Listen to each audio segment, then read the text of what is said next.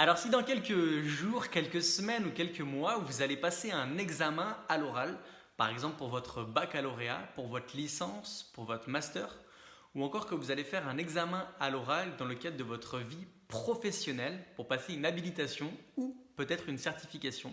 Aujourd'hui, je vous propose de voir comment se préparer efficacement pour un examen à l'oral, pour se sentir beaucoup plus confiant, serein et surtout d'avoir vraiment l'impression, dans sa préparation d'être efficace.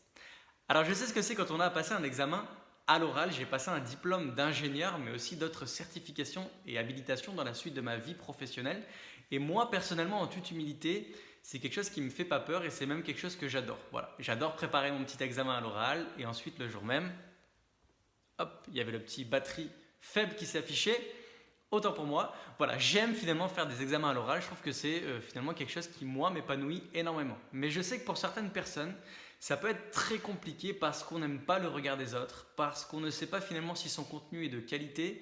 On a parfois du mal peut-être à s'exprimer à l'oral et donc c'est un examen qui peut virer vraiment au stress.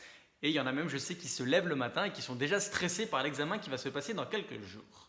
Donc aujourd'hui, j'aimerais qu'on voit quelques astuces tirées de mon expérience personnelle qui m'aident moi en tout cas à être confiant, à être serein, pour vous les transmettre, pour que vous aussi, pour votre examen à l'oral, vous allez passer prochainement, vous vous sentiez beaucoup plus serein, beaucoup plus confiant et que vous puissiez, vous dire, ok, je suis prêt. Donc la première clé, c'est l'anticipation. Anticipez au maximum votre examen à l'oral. Préparez-le 1 à 2 semaines à l'avance. Pourquoi? Parce que je sais qu'il y a des étudiants, mais je sais qu'il y en a aussi dans le monde professionnel qui sont comme ça, qui aiment attendre le dernier moment pour faire les choses. Le truc, c'est que si vous attendez le dernier moment pour faire les choses, vous allez avoir le stress du jour même parce que vous ne savez pas finalement comment ça va se passer. Donc ça crée un stress. Et vous allez en plus avoir le stress parce que vous êtes en plein dans la préparation, en plein dans le rush. Vous avez plein de choses à demander aux gens autour de vous et ça vous rajoute de la pression. Plus vous êtes prêt à l'avance, plus ça vous enlève une certaine pression, un certain stress et plus ça vous laisse du temps pour vous préparer au jour même. Et donc on en vient au deuxième point, si vous anticipez à l'avance que votre présentation est prête, ça va vous permettre dans ce temps imparti, 1 ou 2 semaines à l'avance, de demander à des professionnels du milieu de faire une présentation d'essai devant eux.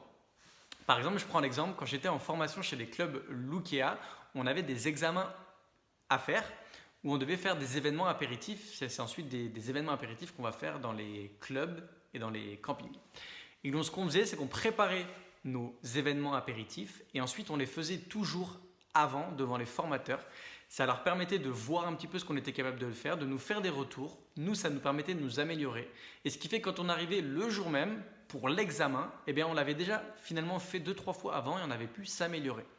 Et donc le fait d'avoir pu le répéter avant, ça permet réellement de construire sa confiance, mais aussi de faire certaines modifications dans le contenu de ce qu'on va dire.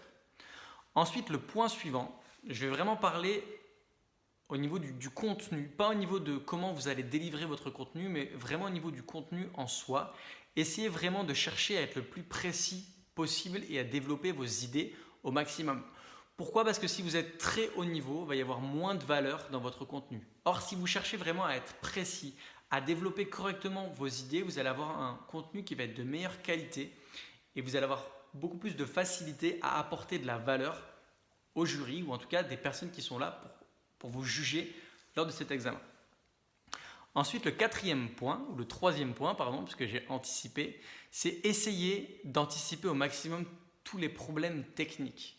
Par exemple, si vous faites une présentation PowerPoint, que vous faites la présentation, que vous la préparez sur un Mac, essayez de tester si elle est compatible sur PC. Sinon, vous allez arriver le jour même, vous allez brancher votre présentation PowerPoint, il va y avoir des problèmes de compatibilité et ça va vous augmenter du stress parce que finalement, ce que vous aviez prévu, ce n'est pas ce que vous allez faire. Donc, essayez d'anticiper tout ce qui est problème de compatibilité. Ensuite, votre fichier PowerPoint, mettez-le sur 2 clés USB. S'il y en a une au dernier moment qui ne marche pas, vous allez pouvoir rebondir sur la deuxième.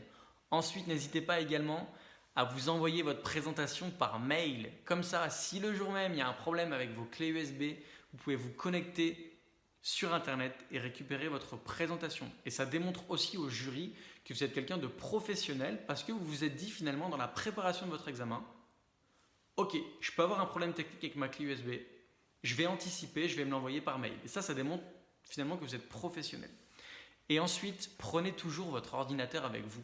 C'est hyper important. Si le jour même, l'ordinateur que vous devez utiliser, il fait des siennes et qu'il n'a pas envie de marcher, parce que ça arrive plus souvent qu'on ne le croit, finalement, bim, vous sortez votre ordi, vous le branchez et vous faites votre présentation. Et là aussi, au niveau impact professionnel, c'est x100 parce que vous démontrez aux gens que vous êtes quelqu'un qui est capable d'anticiper les problèmes techniques qui peuvent arriver. Ensuite, le point suivant, c'est travailler énormément. On a vu tout à l'heure le contenu de votre discours, mais travailler énormément la forme. Je ne vais pas développer plus longtemps sur ce point, mais essayez d'aller regarder un petit peu les autres vidéos qui sont sur ma chaîne YouTube. Vous allez avoir plein de vidéos pour supprimer vos tics de langage, pour vous apprendre à vous exprimer avec vos mains, pour vous apprendre à avoir la bonne posture face à un auditoire. Et ça, c'est tout un tas de petites choses qui, si vous vous préparez suffisamment bien dessus, finalement, vous allez vous sentir plus confiant dans vos capacités à vous exprimer devant un public. Et finalement, quand vous allez arriver le jour même, c'est plein de petits détails que vous allez ajouter et qui vont augmenter vos chances de réussir votre examen. Et ensuite, le point suivant, auquel je pense que vous n'avez pas pensé, prenez toujours avec vous une bouteille d'eau et profitez-en pour boire avant votre présentation. Pourquoi? Parce que souvent, avant la présentation, on est stressé, on a la bouche qui est pâteuse. Et donc, quand on arrive et qu'on commence à communiquer, on a la bouche qui est pâteuse. Ce n'est pas agréable pour articuler, pour bien s'exprimer. Et ça, finalement, chez certaines personnes, ça va rajouter du stress supplémentaire. Donc, si vous prenez le temps, juste avant la présentation, de boire une petite gorgée d'eau, de vous humidifier un peu toute la bouche, ça va vous permettre de beaucoup mieux vous exprimer. Voilà, c'est ce que j'avais à vous dire pour aujourd'hui. Dites-moi dans les commentaires lequel de ces différents points vous allez mettre en application. Dites-moi également dans les commentaires quel examen vous allez passer prochainement. Et si bien sûr vous voulez aller plus loin, j'ai créé, le lien est dans la description, un PDF gratuit qui va vous permettre de vous poser 20 questions, qui vont vous permettre d'avoir une vue d'ensemble de comment vous êtes préparé pour votre examen.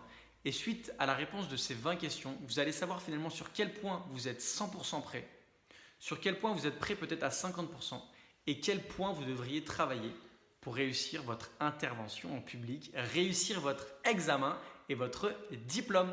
Voilà, je vous souhaite bon courage pour votre examen. Comme on dit merde, je vous souhaite bonne chance et je vous dis à très vite.